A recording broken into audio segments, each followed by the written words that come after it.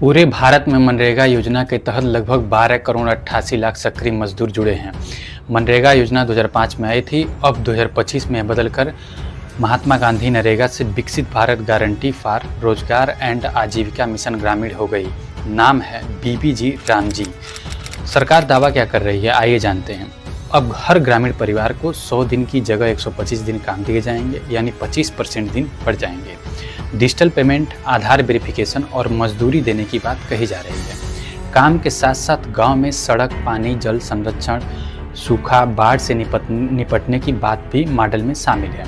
लेकिन मजदूरों के लिए खतरा क्या है? मनरेगा मांग से प्रेरित था, मतलब अगर मजदूर काम मांगे तो सरकार को काम देना जरूरी था।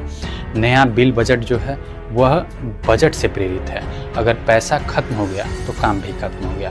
पहले 90% फंडिंग केंद्र सरकार देता था, 10% राज्य सरकार देती था। अब फंडिंग मॉडल अधिकांश राज्यों पर ज़्यादा बोझ डालेगा, क्योंकि अब केंद्र केवल 60% सहयोग करेगा और 40% राज्य सरकार सहयोग करेगा। अगर राज्यों के पास पैसा नहीं रहा तो मजदूरों को समय पर काम या मजदूरी नहीं मिलेगा, जिससे सबसे अधिक दबाव गरीब राज्यों और ग्रामीण रोजगार पर निर्भर मजदूरों पर पड़ेगा। ध्यान देने वाली बात यह है कि रजिस्टर मजदूर और काम पाने वाले मजदूरों की संख्या अलग होती है। रजिस्टर मजदूर हमेशा ज़्यादा होते हैं और काम पाने वाले मजदूर हमेशा कम होते हैं। 2023-24 के आंकड़े से 14 crore 25 lakh job cards registered थे, पर इसमें से सक्रिय केवल 8 करोड़ 93 लाख ही रहे और सक्रिय मजदूर 12 करोड़ 88 लाख ही रह गए। वित्तीय वर्ष 2022-23 से 2023-24 में सक्रिय मजदूरों की संख्या लगभग 1 करोड़ 40 लाख घट गई।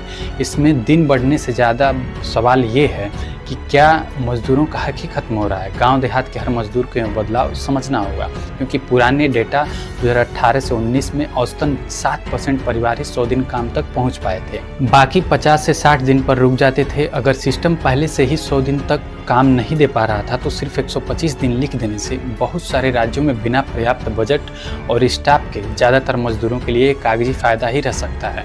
फिर भी अगर 125 दिन काम मिले तो यह एक अच्छा कदम साबित हो सकता है। लेकिन अभी भी जो समस्या है उस हिसाब से वादा ज़्यादा और पहुंच कम जैसा लगता है। मजदूरों के वास्तविक लाभ के लिए साथ साथ मजदूरी दर, समय पर भुगतान और राज्य सरकार के पास इस स्कीम के लिए बजट भी जरूरी है, क्योंकि नई स्कीम से बजट का बोझ राज्य पर भी पड़ने वाला है।